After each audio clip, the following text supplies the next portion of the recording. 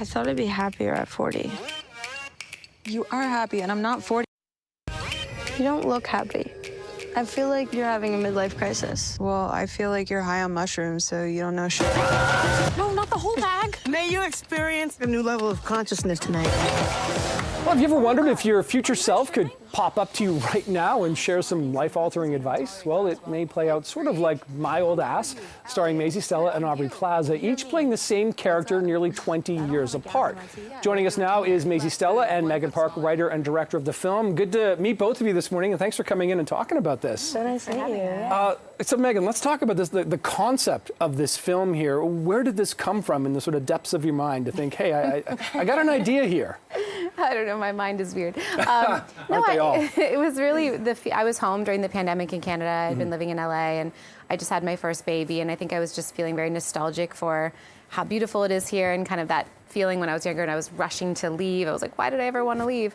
And it was that idea really that made me want to get into like a conversation of like, if I could go back and tell my younger self to appreciate certain things, would I? What would that unravel in my life? Yeah.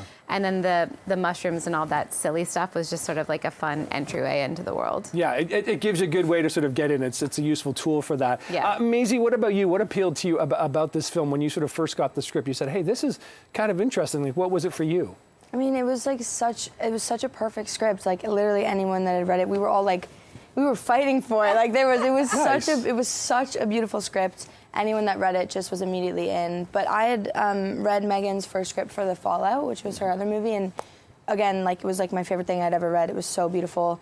So I was very eager to work with Megan, and then yeah, the concept was just it was hard not to fall in love with it.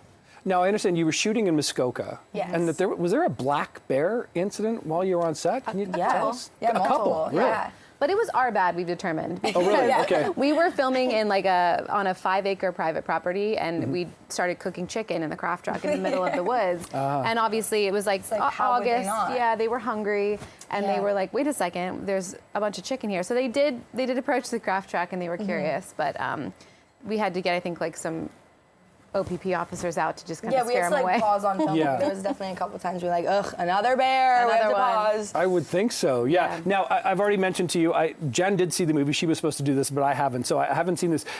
What would you, if you were making a pitch to someone about this movie, is it like a dark comedy? Is it serious? Like, how would you sort of like entice someone to come and watch the film? You know what's interesting about the movie is it's obviously titled My Old Ass. It seems very silly, and it is funny, but it's a really heartfelt movie. It's really kind of exploring like time passing and first love and regrets, and it's hitting pretty hard for people of all ages, which is kind of nice and unexpected. And it really seems like a movie that people want to see not only with their friends, but like with their mom, with their dad, or like everyone's kind of loving it. It's been ageless, which is cool. Well, I think there's something interesting. We all kind of self-reflect, or at least if you're sort of a normal person, you sort of try to self-reflect and look and what would I tell my younger self? What would I want to see in my older self? I'm sure that kind of, piqued your curiosity as well, right? The idea of what would I be like, or what could I be like, or what should I be like?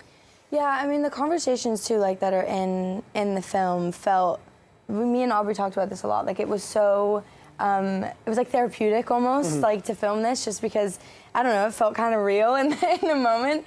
I mean, I wish I would turn into Aubrey Plaza, but no, yeah, it definitely did. I thought about it a lot. I thought about my younger self a lot. I thought about my older self a lot. It was definitely, I think everyone on the set, it was just kind of a very disarming movie to work on. It just kind of softened all of us, and I don't know, we were all just like very tender during the making of this, and just felt very like nostalgic. It's a very nostalgic I bet movie. that comes through in the final product, I'm sure. And let's talk about working with Aubrey Plaza. What was that like? She's literally exactly what you hope that she is, just like 10 times better. But she's also we call her a secret softie. Yes. Like she has sort of like a, kind of funny, sardonic, like outward thing, but she's very, very soft, and she has sisters Maisy's she's a big age. She's sister. very motherly and warm. She was a joy, like an absolute joy to work with. Right. It really was so fun. Okay, well, listen, good luck with this film, My Old Ass. Good to talk to both of you this Thank you morning. so Maisy, much. Megan, thanks for being here, and Thanks good for luck. having us. Okay.